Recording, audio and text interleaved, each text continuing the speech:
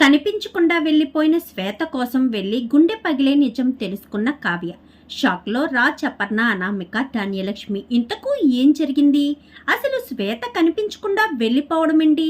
శ్వేత గురించి కావ్య వెతుక్కుంటూ వెళ్ళడమేంటి? మరి ఏం గుండె పగిలే నిజం తెలుసుకుంది? ఇదంతా కూడా వీడియోలో చూసి తెలుసుకునేద్దాం.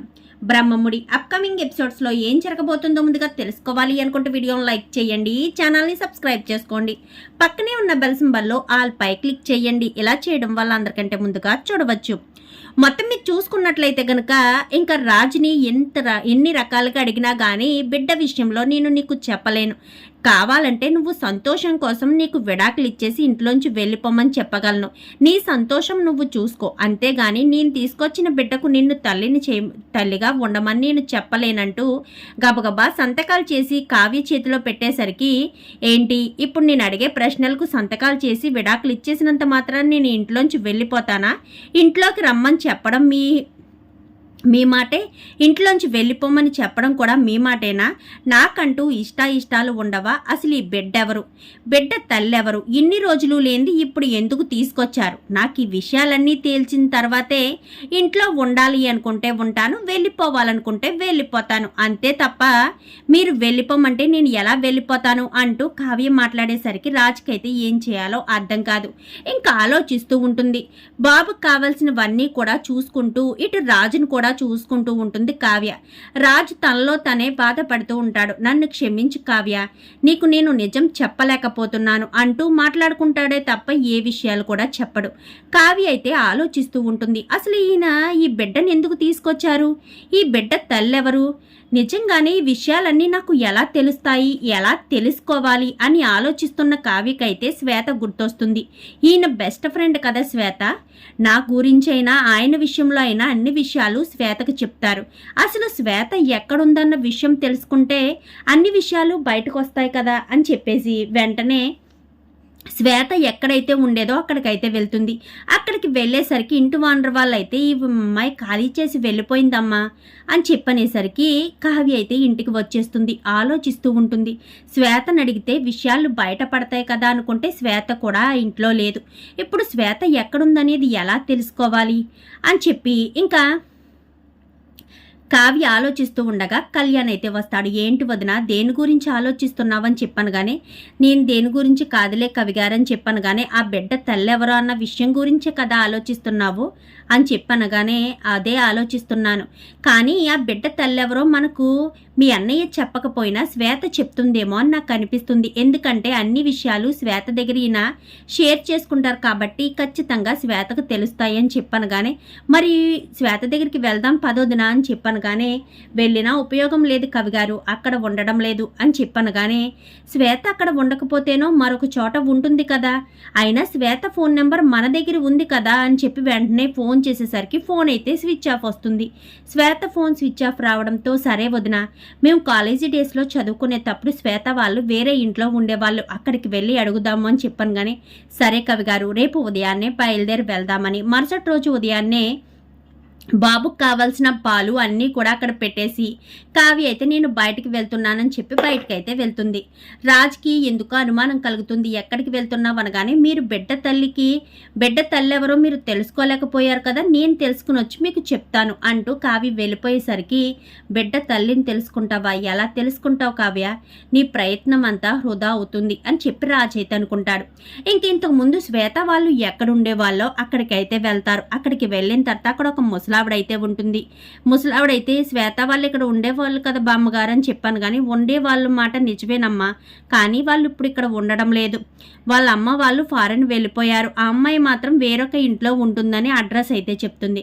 అక్కడికి వెళ్ళేసరికి అక్కడైతే శ్వేత ఉంటుంది. ఒక్కసారిగా కావ్య వాళ్ళని చూసి శ్వేత అయితే షాక్ అయిపోతుంది. ఏంటి, మేము ఇక్కడికి వస్తామని అనుకోలేదు కదా అని చెప్పనగానే, నిజంగా నేను ఎక్స్పెక్ట్ చేయలేదు, ఈ ఇంటి అడ్రస్ ఎలా తెలిసిందో, మీరు ఇక్కడికి ఎలా వచ్చారో కూడా నాకు ఆలోచించడానికి కూడా అవకాశం లేనట్టుగా ఉంది అని చెప్పాను కానీ, అసలు నువ్వు ఇలా ఎందుకు చేశావు? బిడ్డను నా భర్త చేతిలో పెట్టేసి మీరిద్దరూ బాగానే నాటకాలు ఆడుతున్నారు, ఎప్పుడు వస్తానని చెప్పారు, మీరిద్దరూ ఎప్పుడు కలుసుందామని ప్లాన్ చేసుకున్నారు అంటూ కావ్య అయితే చాలా ఎక్కువగానే మాట్లాడుతుంది. ఎందుకంటే శ్వేత నోట్లోంచి నిజం రాబట్టడం కోసమే అలా మాట్లాడుతుంది. ఏం మాట్లాడుతున్నావు కావ్య, నువ్వు చాలా తప్పుగా మాట్లాడుతున్నావు. నువ్వు చాలా ఉన్నతంగా ఆలోచిస్తావనుకున్నాను కానీ ఇంత చీప్గా ఆలోచిస్తావని అనుకోలేదు అని చెప్పాను. కానీ ఏం చేయమంటావు మరి? నా భర్త చేసిన పనికి ఇంతకు మించి దారుణంగా ఆలోచించలేను. అయినా నా భర్త విలువేంటో, నా భర్త స్థానం ఏంటో, నా భర్త ఉన్నత విలువలేంటో నాకు తెలుసు.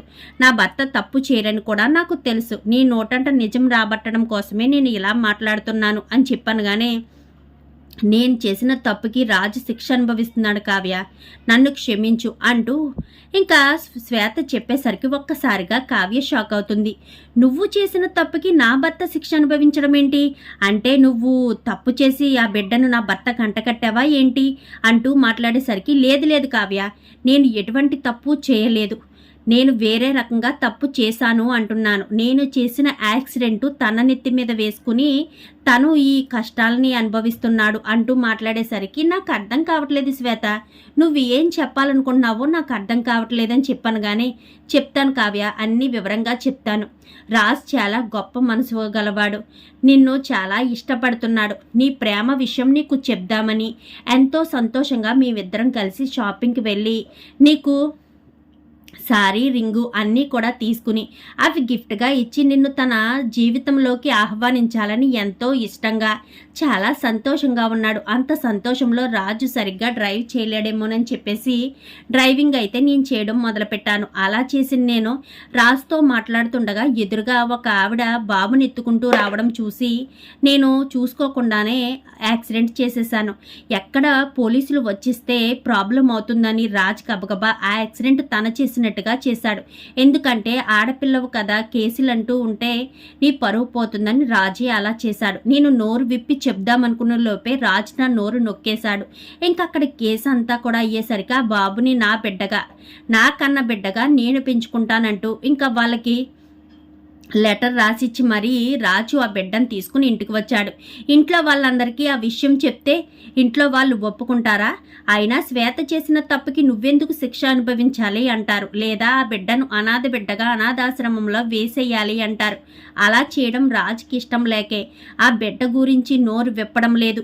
ఎవరు ఎన్ని రకాలుగా ప్రశ్నలు వేసినా కానీ రాజు చెప్పలేకపోతున్నాడు. ఇదంతా నా వల్లే కావ్య, నేను చేసిన తప్పుకి రాజు శిక్ష అనుభవిస్తున్నాడు, నన్ను క్షమించు కావ్య. కానీ రాజుకు నువ్వంటే చాలా ఇష్టం, అందుకే నువ్వు విడాకులు ఇచ్చే సంతకాలు పెట్టావు అనగానే రాజు ఎంతగానో కుమిలిపోయాడు అని చెప్పనేసరికి నా భర్త మనసులో నేను ఉన్నానన్న విషయం నాకు తెలుసు. కానీ ఆ విషయాన్ని బయట పెట్టడం కోసమే నేను అలా చేశాను తప్ప నా భర్త నుంచి నేను విడిపోవాలని అస్సలు అనుకోలేదు అని చెప్పనేసరికి నన్ను క్షమించు కావ్య, ఇదంతా నా వల్లే కదా అని చెప్పాను. కానీ లేదు లేదు, నీ వల్ల కాదు. నా భర్త ఎవరికైనా మాట ఇచ్చాడంటే ఆ మాట నిలబెట్టుకుంటాడు.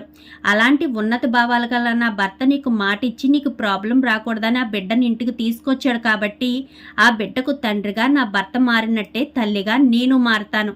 ఆ బిడ్డను మా కన్న బిడ్డలా పెంచుకుంటాము అని చెప్పి ఇంకా శ్వేతకి నమస్కారం చేసి కావ్య అయితే అక్కడి నుంచి వెళ్ళిపోబోతుండగా కావ్య అని పిలుస్తుంది శ్వేత.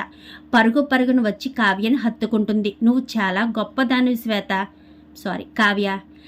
రాజు లాంటి వాడికి నీలాంటి భార్య దొరకడం, నీకులాంటి వాడికి రాజు లాంటి భర్త దొరకడం చాలా అదృష్టం.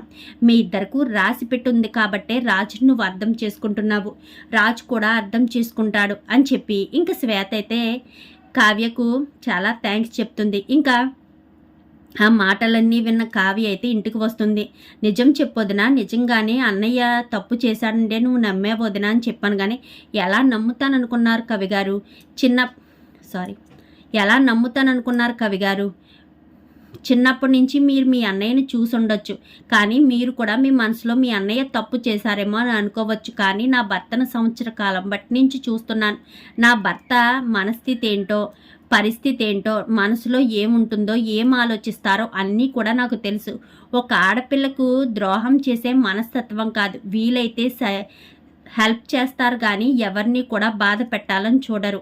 అందుకే నా భర్త గురించి నాకు తెలుసు, నా భర్త తప్పు చేయలేదన్న విషయం నాకు తెలుసు అని చెప్పి కావ్య అయితే అంటుంది. మరి ఇప్పుడు తనకు తెలిసిన నిజాన్ని కావ్య ఇంట్లో వాళ్ళకి చెప్తుందా, లేక రాజు వాళ్ళకి మాట ఇచ్చినట్టుగానే తండ్రిగా మారినట్టే ఇంకా విషయం అంతా నాకు తెలుసని నేను ఈ బిడ్డకు తల్లిగా మారతానని కావ్య అంటుందా? మరి ఇంట్లో వాళ్ళు దానికి అంగీకరిస్తారా? అసలు ఏం జరగబోతుందో అనేది రాబోయే ఎపిసోడ్స్లో చూసి తెలుసుకునేద్దాం. మా వీడియో కనుక మీకు నచ్చినట్లయితే వెంటనే లైక్ చేసి మా ఛానల్ని సబ్స్క్రైబ్ చేసుకుని పక్కనే ఉన్న బెల్ సింబల్లో ఆల్ పై క్లిక్ చేయండి. ఇలా చేయడం వల్ల అందరికంటే ముందుగా చూడవచ్చు.